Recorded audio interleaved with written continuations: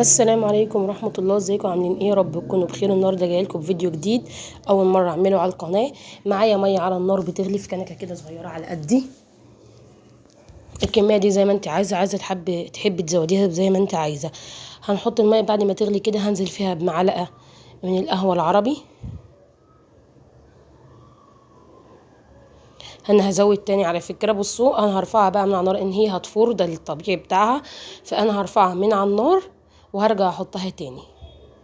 هخليها، بس انت طبعا لو هتعملي كمية اكتر هتحطي طبعا في حاجة اكبر، وهتخليها تغلي بتاع دقيقتين 3 على النار، 5 دقايق بالكتير خالص. بعد ما تحطي القهوة العربي في قلب المية وهي بتغلي، ترجعي بقى تفضيها في ترمس. انا فضيتها في مج حراري، لان زي ما قلت لكم انا عاملة كمية قليلة جدا. دي بتتعمل بقى في البلاد الخليجية زي السعودية والاماكن دي.